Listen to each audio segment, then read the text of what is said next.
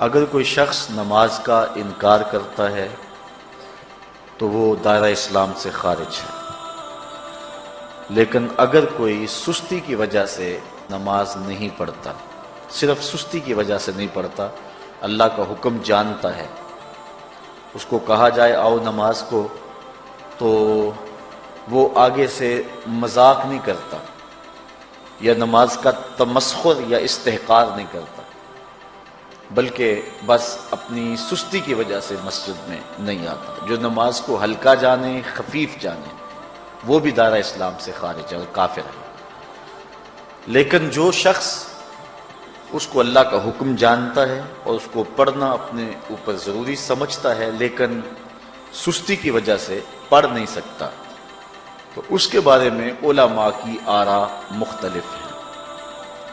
حضرت امام اسحاق اور حضرت امام احمد رضی اللہ تعالی عنہما آپ تو فرماتے ہیں کہ ایسا شخص کافر ہے اور اس کو قتل کرنا واجب ہے۔ حضرت امام مالک کا قول ہے کہ، اور امام شافعی کا بھی یہی قول ہے، وہ بھی کہتے ہیں کہ اس کو قتل کیا جائے گا اور بطور حد قتل کیا جائے گا۔ حضرت امام اعظم امام ابو حنیفہ علیہ رحمہ آپ فرماتے ہیں کہ بے نمازی کو قتل نہیں کیا جائے گا، بلکہ اس پر تعزیر نافذ ہوگی۔ یہ حاکم وقت کی ثواب دید پر ہے کہ وہ اس پر کیا سزا دیتا ہے، اور فرمایا اس کو 7 قید کیا جائے گا اور توبہ کے لیے اس کو زور دیا جائے گا۔ اگر وہ توبہ کر لے تو اس کو قید سے باہر نکال لیا جائے گا، ورنہ اس کو قید رکھا جائے گا۔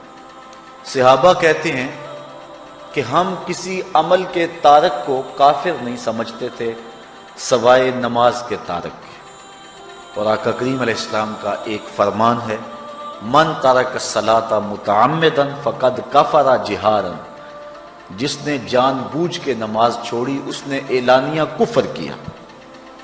امام اعظم امام ابو حنیفہ علیہ رحمہ وہ فرماتے ہیں کہ یہ حدیث محل ترہیب میں ہے، گویا اس نے کافروں والا کام کیا، اس لیے آپ یہ فتویٰ دیتے ہیں کہ اس کو قید کیا جائے گا اور نماز کی پابندی کا زور دیا جائے گا، اور وہ توبہ کرے تو اس کو چھوڑ دیا جائے گا۔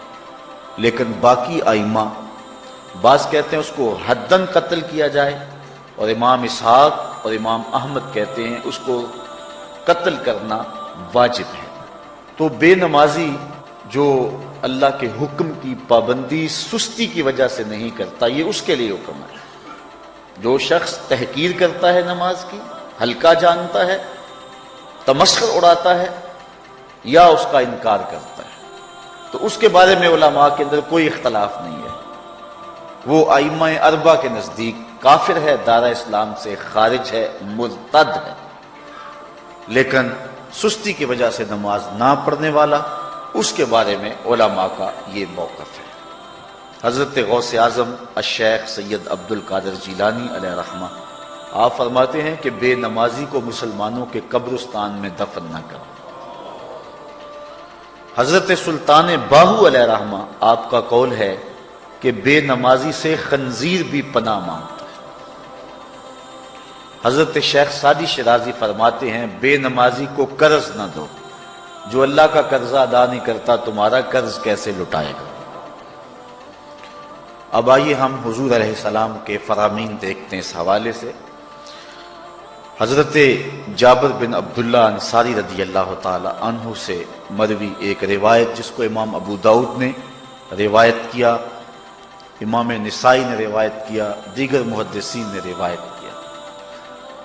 آقا کریم نے ارشاد فرمایا بین الرجل و بین الکفر ترک الصلاۃ، آدمی اور کفر کے درمیان ترک صلاۃ ہے، یعنی بندہ مومن اور بندہ کافر کے درمیان ترک صلاۃ ہے۔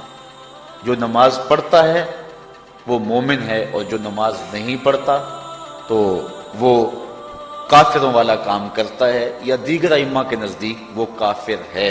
یہ ترہیباً نہیں بلکہ یہ حکم ہے۔ اور حضرت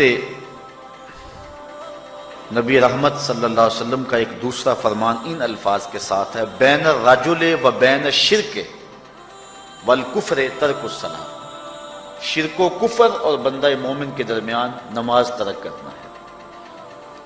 حضرت امام ابن ماجہ نے ان الفاظ کے ساتھ روایت کو نقل کیا ہے، بین الکفر والایمان ترک الصلاۃ، ایمان اور کفر کے درمیان نماز کا ترک کرنا ہے۔ اور آقا کریم علیہ السلام کا وہ فرمان جو حضرت انس سے مروی ہے، جس کو طبرانی نے اپنی موجم میں لکھا، بھی آپ کے سامنے میں نے رکھا، کہ حضور نے فرمایا من ترک الصلاۃ متعمدا فقد کفر جہارا، جس نے جان بوجھ کے نماز چھوڑی اس نے اعلانیہ کفر کیا۔ حضرت ابو ہریرہ رضی اللہ تعالی عنہ سے ایک روایت ہے کہ وہ فرماتے ہیں لا سہم فی الاسلام لمن لا صلاۃ ولا صلاۃ لمن لا وضوء لہ، کہ اس شخص کا اسلام میں کوئی حصہ نہیں ہے جو نماز نہیں پڑھتا، اور اس شخص کا نماز میں کوئی حصہ نہیں ہے جو وضو نہیں کرتا۔ وضو کے بغیر نماز نہیں ہوتی اور نماز کے بغیر اسلام نہیں ہوتا۔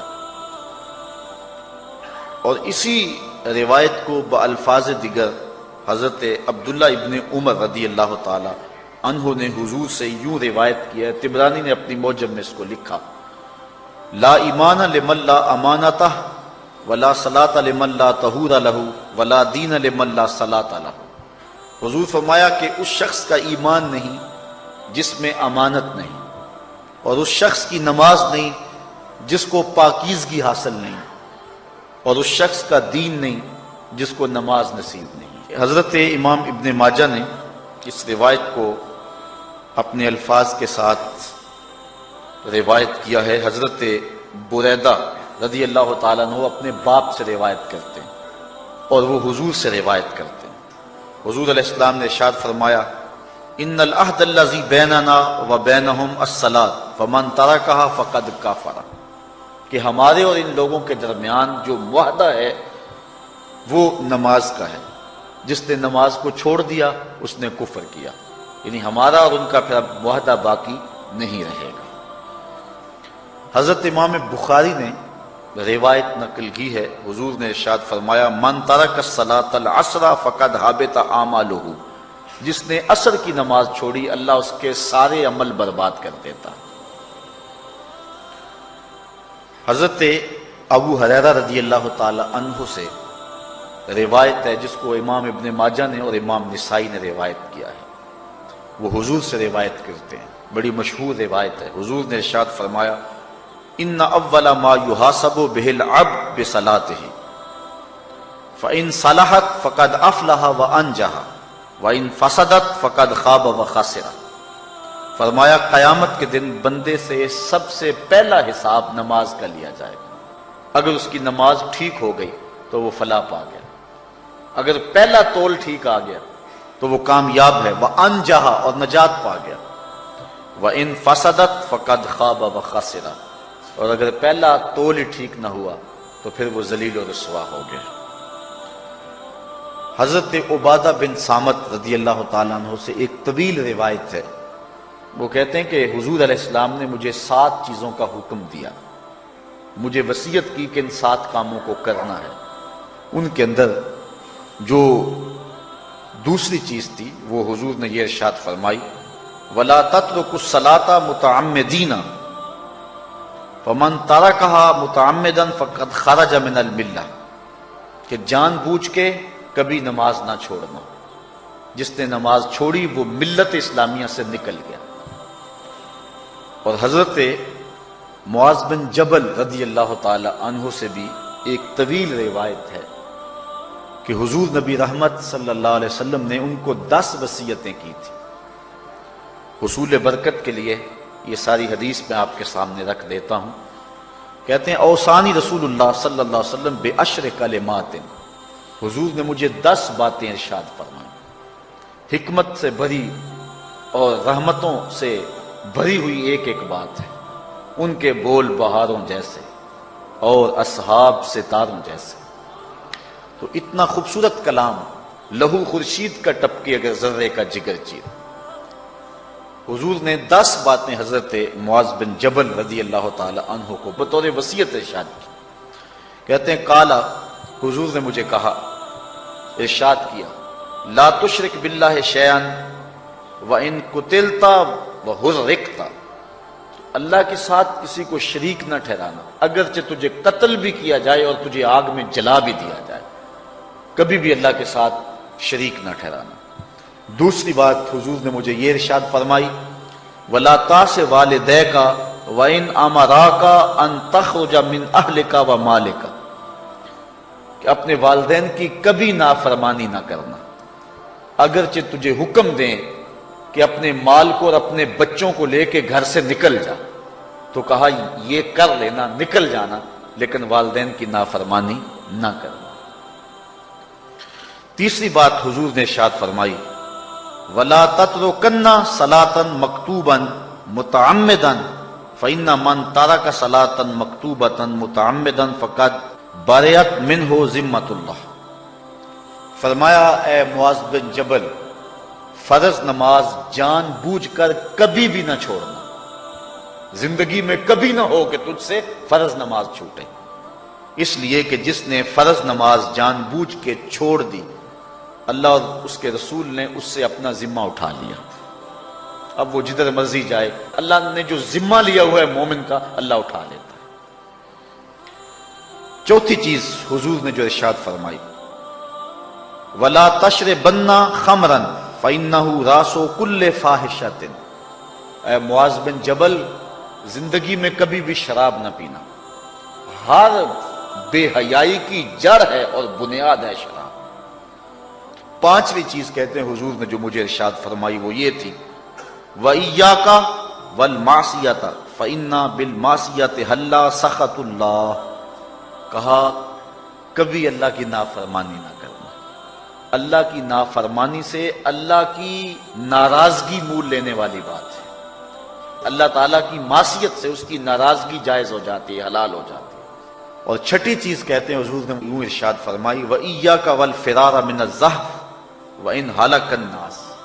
کہا جب محاذ پہ ڈٹا ہونا تو کبھی پیٹھ نہ پھیرنا، اگرچہ لاشیں جو ہیں وہ گر رہی ہوں اور لوگ ہلاک ہو رہے ہوں، سارے لشکر کے ہلاک ہو جانے کا ڈر بھی ہو، لیکن کہا معاذ بن جبل میں تمہیں وصیت کرتا ہوں کبھی پیٹھ پھیر کے بھاگنا نہیں ہے. حضور نے کہتے ہیں مجھے جو ساتویں چیز ارشاد فرمائی وہ یہ تھی، وَإِنْ أَصَابَ النَّاسَ مَوْتٌ فَاصْبُتْ. اگر تو کسی ایسے علاقے میں رہتا ہو جہاں موت آ جائے، کوئی بیماری آ جائے موت والی، تو علاقہ چھوڑ کے بھاگنا نہ، وہیں رہنا. تیری قسمت میں زندگی ہوئی، تجھے کوئی موت دے نہیں سکتا، اور اگر موت تیرے لیے لکھی گئی ہے تو جہاں مرضی چلا جائے تو موت سے بچ نہیں سکتا.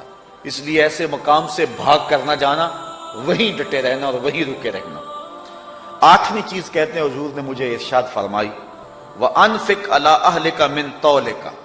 کہا اللہ نے تجھے جو وسعت دی ہے، تجھے جو مال دیا ہے، اس کو اپنی اولاد پر کھل کے خرچ کرنا، اپنی اولاد سے بخل نہ کرنا، اولاد کے معاملے کے اندر جہاں ان کی ضرورت ہو اس کو کھل کے پورا کرنا ہے. اور حضور نے نویں بات جو ارشاد فرمائی وہ یہ تھی، وَلَا تَرْفَعْ عَنْهُمْ عَصَاكَ أَدَبًا. اپنی اولاد کو ادب سکھانے کے لیے ڈنڈا نہ چھوڑنا، عصا ہمیشہ لٹکا کے رکھنا، کوڑا باندھ کے رکھنا. اور 10ویں چیز کہتے ہیں حضور نے جو مجھے ارشاد فرمائی، وَأَخْفِهِمْ فِي اللَّهِ. اپنی اولاد کے دل میں اللہ کا خوف ڈالتے رہنا، اللہ کا ڈر پیدا کرنا اپنی اولاد کے اندر. تو نے اپنی اولاد کو یونیورسٹی اور کالجوں تک پہنچایا، بیرون ملک سے بھی تعلیم دلوائی، لیکن اللہ کا خوف نہ سکھایا. اللہ کا خوف سکھانا اپنی اولاد کو، ایسے لوگوں کی صحبت میں بٹھانا جن کی صحبت میں بیٹھ کر اللہ کا خوف پیدا ہو جائے. ان کو ایسی کتابیں لا کے دینا کہ جن سے خشیت الہی ان کے سینے میں پیدا ہو.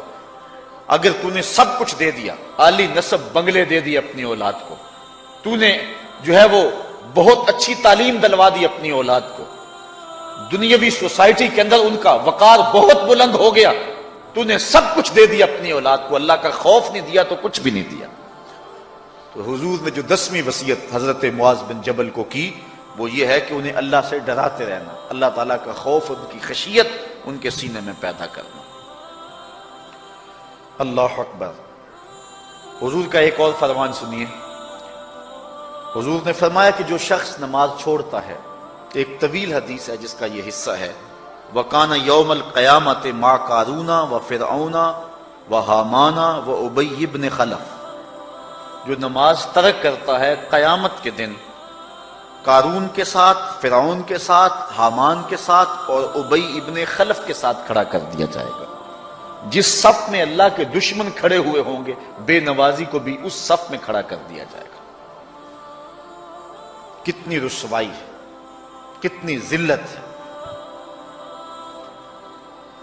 کوئی بندہ یہ گوارا کرتا ہے کہ مجھے اس صف میں کھڑا کر دیا جائے جس میں دشمنان خدا کھڑے ہوں، دشمنان رسول کھڑے ہوں، میری کوئی بہن، میری کوئی بیٹی کیا یہ گوارا کر سکتی ہے کہ اس کو حضور پہ کانٹے پھینکنے والی ام جمیل کے ساتھ کھڑا کر دیا جائے، اس کو حضور کو اذیت دینے والی عورتوں کے ساتھ کھڑا کر دیا جائے؟ نہ میری کوئی بہن اور نہ کوئی میری ماں اس بات کو گوارا کرتی۔ تو جب ہم یہ گوارا نہیں کرتے تو پھر ہمیں عزم کرنا چاہیے کہ آج کے بعد نماز نہیں چھوڑنی ہے۔ میں نے کسی جگہ پہ یہ بات بیان کی اور ساری گفتگو اسی عنوان سے ہوئی، کچھ ماحول ایسا بنا ہوا تھا، تو مجھے بعد میں صابر نامی وہاں کے ایک ساتھی نے فون کیا 2 یا 3 دن کے بعد، کہنے لگا کہ ہماری بستی میں ایک شخص بھی بے نمازی نہیں رہا ہے۔ اس حدیث کا زور اتنا ہے، اس حدیث کا وزن اتنا ہے۔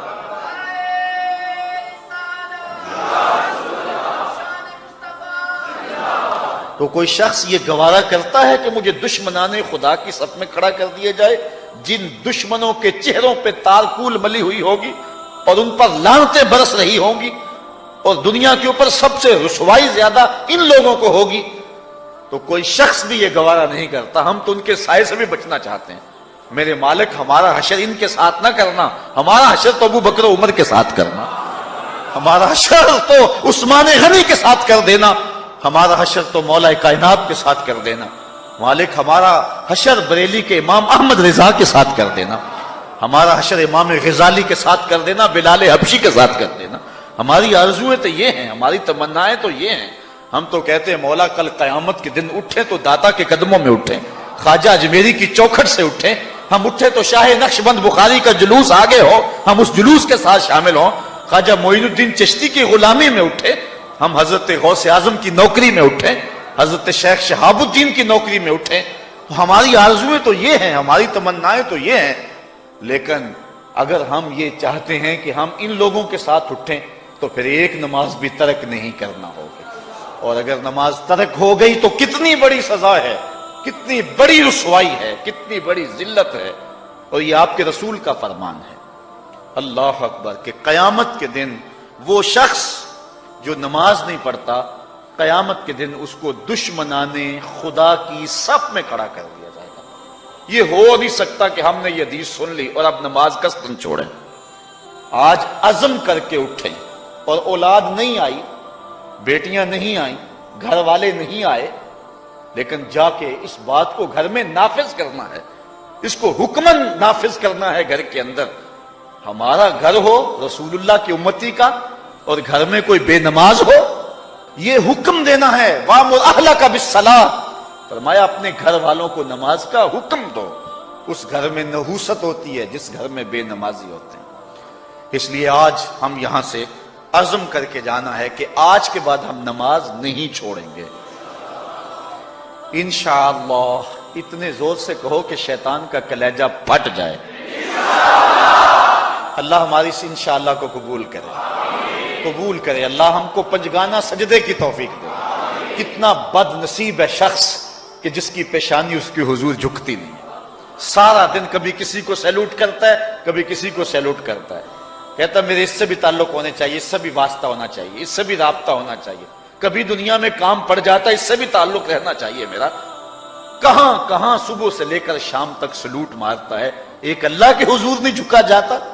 اقبال علیہ رحمہ کہتے ہیں ایک سجدہ جسے تو گراں سمجھتا ہے، 1000 سجدے سے آدمی کو دیتا ہے نجات۔ آؤ اللہ کے حضور بندگی کا سر جھکائیں. تو یہ کتنی عبرتناک جو ہے اور کس قدر جو ہے وہ فکر انگیز حدیث ہے. وَقَانَ يَوْمَ الْقِيَامَةِ مَعَ قَارُونَ وَفِرْعَوْنَ وَهَامَانَ وَأُبَيِّ بْنِ أَبِي خَلْف. وہ شخص ان بد نصیب لوگوں کے ساتھ کھڑا ہوگا جس کو نماز کی توفیق نہیں ہے. آپ نے حدیث علماء سے بارہا سنی، حدیث طویل ہے. آقا کریم معراج کی رات گئے تو وہاں مختلف لوگوں کو مختلف عذابوں میں مبتلا دیکھا. کسی کی انتڑیاں کٹ کٹ کے گر رہی تھی، کسی کا منہ چیرا جا رہا تھا، کسی کی زبان لوہے کی کینچیوں سے کاٹی جا رہی تھی، کسی پر کھولتا ہوا پانی ڈالا جا رہا تھا، کوئی جو ہے وہ سرانڈ والا گوشت کھا رہا تھا، کسی کے جسم میں لوہے کی میخیں ٹھونکی جا رہی تھی. لیکن ایک قوم کو حضور نے دیکھا، ایک بھاری پتھر سے ان کا سر کچلا جاتا اور پتھر کے واپس آنے تک دوبارہ صحیح ہو جاتا ہے، پھر کچلا جاتا ہے. حضرت جبریل امین سے حضور نے فرمایا کہ یہ کون لوگ ہیں؟ یا جبریلو من ہاؤلائے، یہ لوگ کون ہیں کہ ان کے سر پتھروں سے کچلے جا رہے ہیں؟ قال ہاؤلائے الذین تثاقلت رؤوسہم عن الصلاۃ المکتوبہ. کہا یہ وہ بد نصیب لوگ ہیں کہ فرض نمازوں سے جن کے سر بوجھل رہتے تھے، نماز پنجگانہ فرض بھی نہیں پڑھا کرتے تھے، یہ وہ بد نصیب ہیں. آج ان کے سر کوٹے جا رہے ہیں. یہ تھوڑی سی زندگی ہے، تھوڑی سی زندگی ہے. 60-70 سال بڑی زندگی ہو وہ مگر نصیب ہو جائے تو پتہ نہیں ہے کہ کل ہمارا آنے والا کہاں ہے. کتنا غافل اور بد نصیب ہے وہ شخص کہ جس کو سجدہ نصیب نہیں ہے. سجدہ تو بندگی کا نام ہے. زندگی آمد برائے بندگی، زندگی بے بندگی شرمندگی. بندہ تو ہے ہی بندگی میں. کسی شخص نے راستے میں جاتے جاتے چائے کی پیالی پلا دی ہو نا بازار میں، تو ہم جب بھی اس گلی سے گزرتے ہیں اس کو سلوٹ کر کے جاتے ہیں، السلام علیکم. یار اس سے بڑے سلام لیتے ہو، یہ بڑا محبت والا، بڑے اخلاق والا ہے. یار جس نے چائے کی پیالی پلا دی ایک مرتبہ، اس کو تو جاتے آتے سلام کر کے جاتے ہو. جس رب نے زندگی بخشی ہے، جس رب نے جو ہے وہ ساری بہاریں عطا کی ہیں، اس کے حضور میں جھکا جاتا ہے. کتنا متکبر شخص ہے جو اللہ کے حضور نہیں جھکتا. اللہ اکبر. کہا یہ وہ بد نصیب لوگ ہیں فرض نمازوں سے جن کے سر بوجھل رہا کرتے تھے. اللہ اکبر. حضور نبی رحمت صلی اللہ علیہ وآلہ وسلم نے ارشاد فرمایا، نماز چھوڑنا تو خیر بہت بری بات ہے. جو شخص نماز پڑھتے ہیں لیکن جماعت سے نہیں پڑھتے، فرمایا میرا جی چاہتا ہے کہ اپنی جگہ کسی اور کو کھڑا کروں اور جوانوں کا ایک گروہ ساتھ لوں، اور جو لوگ مسجد میں نماز پڑھنے نہیں آتے ان کے گھروں کو آگ لگا دوں. رحمت للعالمین آقا فرما رہے ہیں کہ ان کے گھروں کو آگ لگا دوں. کتنا غصہ ہے ان لوگوں پر کہ جو مسجد میں آ کر نماز نہیں پڑھتے، اور جو پڑھتے ہی نہیں. اس دور میں تو کوئی تھا ہی نہیں کہ مومن ہو نماز نہ پڑھتا ہو. اللہ اکبر. تو مومن نماز ہی پڑھتے تھے. تو اگر کسی سے گھر میں نماز پڑھی گئی تو فرمایا میرا جی چاہتا ہے. آج نماز تو نماز رہی، ہم کو تو جمعہ بھی نصیب نہیں ہے. کتنے لوگ ہیں کہ جو پابندی کے ساتھ نماز جمعہ بھی نہیں پڑھتے. حضور کا ایک فرمان سنیے. آقا کریم نے ارشاد فرمایا، من ترک الجمعۃ ثلاث جمع متوالیات فقد نبذ الاسلام وراء ظہرہ. جس نے بغیر کسی عذر کے 3 جمعے چھوڑ دیے، اس نے اسلام کو اپنی پشت کے پیچھے ڈال دیا. اس نے پرواہ ہی نہیں کیا اسلام کی. اور ایک حدیث کے لفظ ہیں، من ترک ثلاث جمعات من غیر عذر کتب من المنافقین. جس نے بغیر کسی عذر کے 3 جمعے چھوڑ دیے، اس کا نام منافقوں کی فہرست میں لکھ دیا جاتا. اور ایک حدیث کے لفظ اس حوالے سے ہیں، من ترک ثلاث جمع تہاونا بها طبع اللہ علی قلبہ.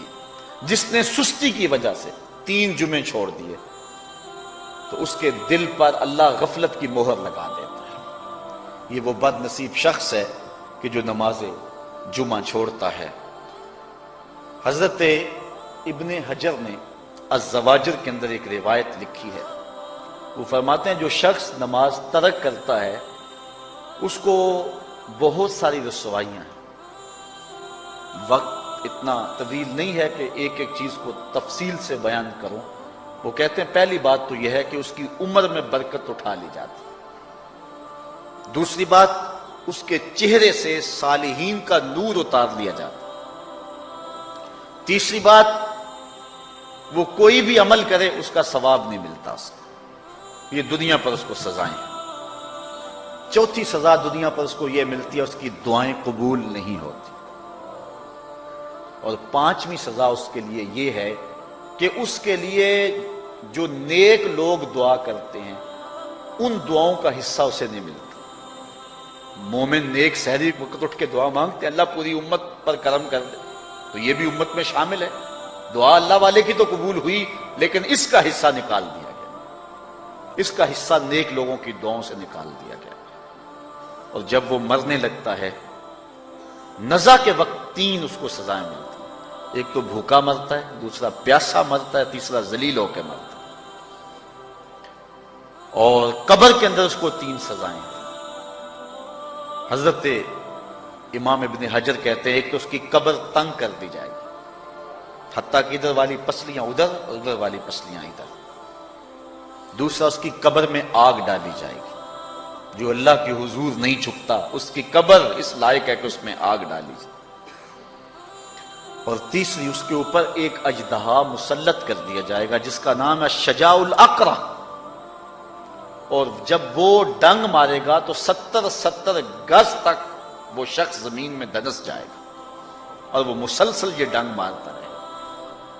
اور کہا کہ تین سزائیں اس کو حشر میں پہنچیں گی۔ ایک تو اس کا حساب سختی سے لیا جائے گا، اور جس کا حساب سختی سے لیا گیا وہ بچ پائے گا؟ حساب سے بچے گا وہ جس سے اللہ صرف نظر کرے گا۔ اللہ اکبر۔ ایک تو اس کا حساب سختی سے لیا جائے گا، دوسرا اللہ تعالیٰ جل شانہ اپنے قہر و غضب کا اس پہ اظہار کرے گا، اور تیسری اس کو سزا یہ دی جائے گی کہ اس کو جہنم میں ڈال دیا جائے گا۔ ساتھیاؤ، میں اور آپ آج کی اس بزم میں یہ پختہ عزم کر کے اٹھیں کہ آج ہم خود بھی اور اپنی اولاد کو بھی، اپنے دوستوں کو بھی، میرے والد گرامی فرمایا کرتے تھے جس سے دوستی ہونا اس کی انگلی پکڑ کے دین کی راہ پہ لے آؤ، یہ دوستی کا حق ہے۔ اس کے لیے آپ بہت کچھ کرتے ہیں، لیکن اگر اس کو دین نہیں دیا تو کچھ بھی نہیں دیا۔ کوشش کرو میرا دوست ہو اور جہنم میں جائے۔ والدین بچے کے مستقبل کے لیے کتنی کوشش کرتے ہیں، لاکھوں روپیہ لگاتے ہیں مستقبل ٹھیک ہو جائے، کرتے ہیں کہ نہیں کرتے؟ یونیورسٹیوں کے اندر، کالجوں کے اندر کتنی بھاری فیسیں بھرتے ہیں۔ کیوں اتنا کچھ کیوں کر رہے ہو؟ میں نے دیکھا بوڑھا باپ اپنی کمر پہ بوریاں لاد کے مزدوری کرتا ہے، مائیں اپنا زیور بیچ رہی ہیں کہ اولاد پڑ جائے۔ میاں اتنا کچھ کیوں کر رہے ہو؟ جی مستقبل ٹھیک ہو جائے۔ یہ مستقبل کتنا ہے؟ 20-25 سال کا، اور جو اصل مستقبل ہے اس کی فکر ہی نہیں کسی کو۔ اصل مستقبل تو وہ ہے۔ اللہ اکبر۔ بیرون ملک جائے بیٹا تو ماں کہتی ہے بس دعا کرو کہ میرا بیٹا خیریت سے پہنچ جائے۔ بیٹی کی شادی کرتی ہے تو ماں کہتی ہے دعا کرو کہ اپنے گھر میں اس کو چین مل جائے۔ کسی کا انٹرویو ہوتا ہے، لوگ کہتے ہیں جناب دعا کرو کہ اس انٹرویو میں وہ کامیابی سے گزر جائے۔ میں کہتا ہوں جب قبر میں اترتا ہے پھر کسی نے آ کر کبھی نہیں کہا کہ دعا کرو مشکل گھڑی آ گئی ہے خیریت سے گزر جائے۔ اصل امتحان تو یہ ہے، اگر اس امتحان سے گزر گیا تو کامیابی اور بامرادی۔ یہ تھوڑا سا مستقبل دنیا کا، اس کے لیے ہم کتنے پیسے لگا دیتے ہیں۔ سب کچھ اولاد کو آتا ہے، ہر شے فر فر پڑھتے اور بولتے ہیں، دعائے قنوت بھی نہیں آتی ہوتی۔ تو ہم اپنی اولاد کے لیے دین کا تحفہ اس کو کبھی نہ چھوڑیں۔ اللہ اکبر۔ کوشش کریں، محنت کریں۔ حضور نبی رحمت صلی اللہ علیہ وآلہ وسلم نے ان بد عمل واعظین کی بات بھی کی ہے کہ جو لوگوں کو نیکی کا حکم دیتے ہیں اور خود اس پہ عمل نہیں کرتے۔ آج ہمارے کچھ واعظین لوگوں کو تو واعظ و تلقین اور نصیحت کرتے ہیں اور خود نماز میں سخت سستی کا ارتکاب کرتے ہیں، اور جس سے قوم کے اندر نماز میں سستی عملاً پیدا ہو جاتی ہے۔ کوئی عرس کی تقریب ہو، کوئی محفل نعت ہو، کوئی جلسہ ہو، کوئی شادی کی تقریب، نماز کے وقت کا پورا خیال رکھا کریں اور اس بات کا لحاظ رکھا کریں۔ بلکہ ہمارے ہاں ایک عجیب سا فیشن ہے، اور عجیب سی بات ہے، میں بڑا حیران ہوا کرتا ہوں کہ عشاء کے بعد جب جلسے ہوتے ہیں نا ہمارے مساجد کے اندر، تو مغرب سے اعلان شروع ہو جاتا ہے آج رات فلاں صاحب خطاب فرمائیں گے، اور پھر جب نماز عشاء ہوتی ہے تو ہمارا نقیب محفل کھولتا ہے لاؤڈ سپیکر اور وہ اعلان کرتا ہے حضرات جماعت ہو چکی ہے، اب مسجد میں آ جائیں۔ یعنی یہ نماز کو ہلکا کرنے والی بات ہے۔ ان کو کہا جا رہا ہے کہ بلکہ بات تو کہہ دیتے ہیں جس کا تمہیں ڈر تھا وہ گزر گئی ہے، اب آ جاؤ، کیا لینا ہے جلسے میں آ کر اگر نماز ہی نہیں پڑھنی ہے تو۔ ممبر و محراب کے جو ذمہ دار ہیں ان سے جو ہے وہ عجیب و غریب قسم کی جو ہے وہ حرکات سکنات سرزد ہو رہی ہے۔ یہ جو جہل نقیبوں کا ایک غول آ گیا نا، یہ بھی ایک بہت بڑی مصیبت ہے۔ ایک تو بے تحاشا القاب، دوسرا دین کی روح سے ناشنائی۔ وہ کسی نے کہا تھا نا کہ پہلے حضرت غوث پاک ولی بناتے تھے، چور سے کتب بناتے تھے، آج کل ہم بناتے ہیں۔ کہا تم کیسے؟ کہا ہمیں پتا ہوتا ہے یہ چور بیٹھا ہوا ہے، ہم کہتے ہیں غوث زماں اور کتب دوران۔ بے تحاشا اور بے تکا انداز، اور پھر دین کی روح سے یہ ناشنائی کہ باقاعدہ اعلان ہوتا ہے جناب جماعت ہو چکی اب تو آ جاؤ۔ تو کیا کرنا ہے ساری رات جاگ کے اگر عشاء کی نماز ہی نہیں پڑھی تو نماز کو ہلکا کیا گیا ہے۔ اسی طرح جلسہ لمبا ہو رہا ہے اور نماز کا وقت سکڑ رہا ہے۔ ان چیزوں کا التزام کرنا ہے، ہم نے کوشش کرنی ہے۔ اور یہ بھی ایک مصیبت ہے کہ دربار بڑا اونچا ہے اور مسجد کے اندر جانوروں کی بینٹیں پڑی ہوئی ہیں۔ حیثیت تو مسجد کی ہے، دربار کی تو ثانوی حیثیت ہے۔ دربار پہ 3 کروڑ روپیہ لگا ہوا ہے اور مسجد میں چٹائیاں بھی موجود نہیں۔ اپنے بھی خفا مجھ سے ہیں بیگانے بھی ناخوش، کہ زہر حلاحل کو کبھی کہہ نہ سکا کند، بات وہی کہتا ہوں سمجھتا ہوں جسے حق، نہ ابلہ مسجد ہوں نہ تہذیب کا فرزند۔ ہم نے ان چیزوں کو دیکھنا ہے۔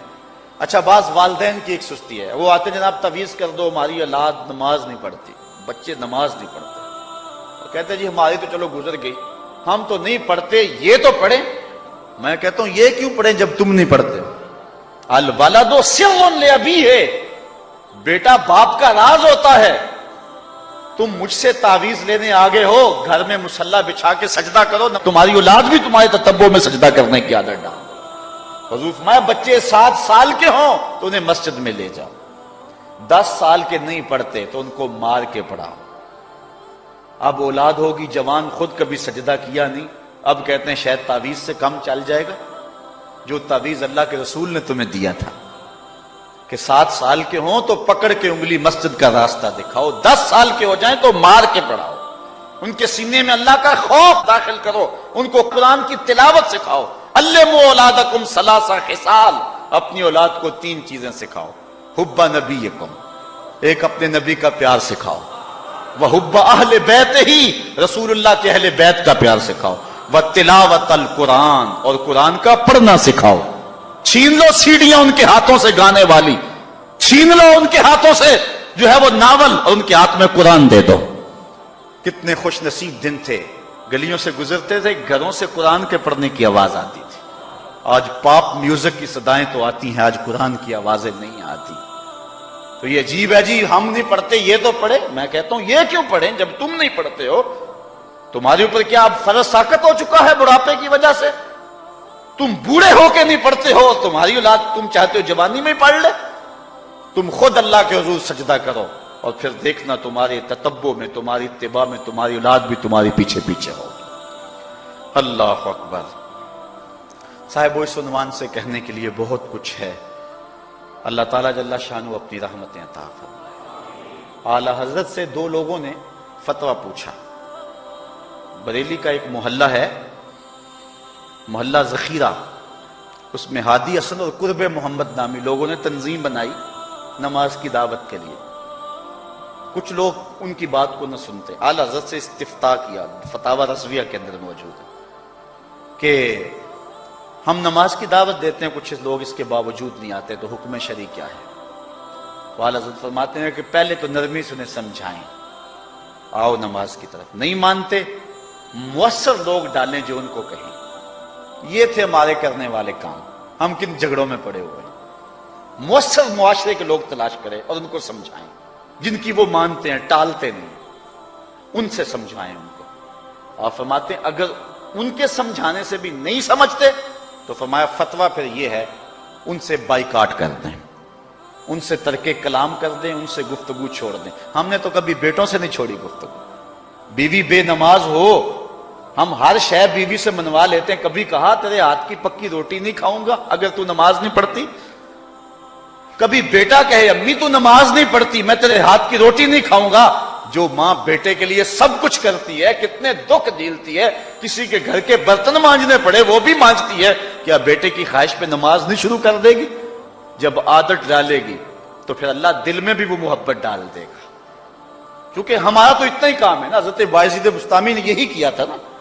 حضرت بایزید بسطامی علیہ رحمہ بسطام کے لوگوں کی تربیت کر رہے ہیں، کسی محلے کے کونے میں آ کر ایک فاحشہ عورت بیٹھ کے لوگوں کا دین ایمان اجاڑنے لگی۔ کسی نے کہا بایزید تیرا شہر لٹ رہا ہے، جس کو تو اشکوں سے سیراب کیا تھا اور سجدہ ہائے سحرگاہی سے جس شہر کو نور بخشا تھا، تیرا شہر لٹ رہا ہے۔ کیا ماجرا ہوا؟ لوگوں نے کہانی سنائی۔ بایزید بسطامی صبح مصلی اٹھایا اور جا کے اس فاحشہ عورت کے دروازے پہ مصلی بچھا لیا۔ اب جو بھی گاہک آتا بایزید بسطامی کو بیٹھا ہوا دیکھ کے راستہ بدل لیتا۔ اس نے انتظار کیا، رات کے اندھیرے گہرے ہو گئے، آج کوئی گاہک ہی نہیں آیا۔ اس نے کھڑکی سے جھانک کر کے دیکھا ایک بوڑھا بابا بیٹھا ہوا ہے، ہاتھ میں تسبیح ہے، مصلی بچھایا ہوا ہے۔ نیچے اتر کر کے کہا بابا اللہ کو یاد کرنے کے لیے اور تھوڑی جگہ ہیں، تجھے میرے گھر کی گلی ہی ملی، میرا راستہ روک لیا۔ بابا کہنے لگا کیا مسئلہ ہے تجھے؟ کہا میرے گاہک رکے ہوئے ہیں۔ کہا آج میں تیرا گاہک ہوں، بتا تیری رات کی قیمت کتنی ہے؟ اللہ اکبر۔ حضرت بایزید بسطامی نے قیمت طے کی، اور اس کے گھر کی جب چھت چڑھنے لگے نا سیڑھیاں، لوگ دیکھ رہے تھے۔ کہا مالک اگر بایزید بھی اجڑ گیا تو روشنی کہاں سے لیں گے؟ بایزید بھی ایک فاحشہ عورت کے کوٹھے پہ چڑھ رہا ہے، اگر یہ بھی چراغ بجھ گیا تو زمانے کو اجالا کہاں سے ملے گا؟ لیکن قدرت کو کچھ اور ہی منظور تھا۔ اس سے کہا مصلی بچھا لے، جو میں کرتا جاؤں وہ کرتے جانا۔ پہلے وضو کیا، اس نے بھی کیا، پھر مصلی پہ آئے، وہ بھی پیچھے کھڑی ہو گئی۔ پھر بایزید قیام کیا، اس نے بھی قیام کیا۔ پھر رکوع میں گئے، وہ بھی رکوع، قوما وہ بھی قوم ہے۔ جب سجدے میں حضرت بایزید گئے، وہ بھی سجدے میں، تو بایزید رو پڑے۔ کہا مالک بایزید کا اتنا ہی کام تھا کہ اس کا سر تیری چوکھٹ تک جھکا دے۔ مالک یہاں تک لانا میرا کام تھا، دل کی دنیا بدلنا اب تیرا کام ہے۔ جب وہ سجدے میں جا رہی تھی تو فحشہ تھی، جب سر اٹھایا وقت کی ولیہ بن چکے تھے۔ ایک بزرگ کہتے ہیں میں بازار کے کنارے جا رہا تھا، ایک شرابی گرا ہوا تھا اور گندے پانی سے اس کا منہ گندا ہو رہا تھا۔ میرے دل میں رحم آیا، ایک انسان ہے اور یوں رسوا ہو رہا ہے۔ میں نے گندی نالی سے اس کو اٹھایا اور اٹھا کر کے جو ہے وہ اس کا منہ دھویا اور چلا گیا۔ مشہور شرابی تھا شہر کا۔ کہتے ہیں سحری کا وقت ہوا، تہجد کے لمحے آئے تو میں مسجد میں نماز پڑھنے کے لیے گیا، دیکھا کیا کہ وہ شرابی مصلی بچھا کے بیٹھا ہوا۔ میں حیران ہو گیا کہ یہ کیا ماجرا ہوا، اب صبح تو میں نے اس کو گندگی سے اٹھایا ہے اور اس کا منہ دھویا ہے۔ میں حیران ہوا تو حاطب سے آواز آئی میرے بندے تو نے اس کا منہ دھو دیا تھا، میں نے اس کا دل دھو دیا۔ صاحبو ہم اپنا کام کریں، کوشش کریں، کھینچ کے لے آئیں کسی کو مسجد میں، اور پھر دیکھنا رب کے رنگ، وہ بڑا کریم ہے، وہ بڑا رحیم ہے۔ آئیے آج کی اس مجلس میں ہم یہ عزم لے کر کے جائیں۔ اپنے لیے میرا نہیں خیال کہ اس بڑے مجمع میں کوئی ایسا شخص اب رہے گا جو نماز چھوڑ سکے گا، انشاءاللہ نہیں چھوڑ سکے گا اللہ کی توفیق سے۔ یہ آپ کی آنکھوں میں تیرتے ہوئے آنسو گواہی دے رہے ہیں کہ رسول اللہ کی نگاہ بھی ہو رہی ہے اور اللہ کا کرم بھی اتر رہا ہے۔ میرا نہیں خیال کہ یہاں سے اٹھ کر کوئی شخص جو ہے جا کے نماز چھوڑے، لیکن اب ہم نے آگے کام کرنا ہے، اپنے گھروں میں، اپنی گلیوں میں، اپنے محلوں کے اندر لوگوں کو کھینچ کر کے مسجد کا رخ دکھانا ہے۔ اللہ مجھ کو آپ کو اپنی رحمتوں اور کرم نوازیوں کا نور نصیب فرمائے۔ وآخر دعوانا ان الحمدللہ۔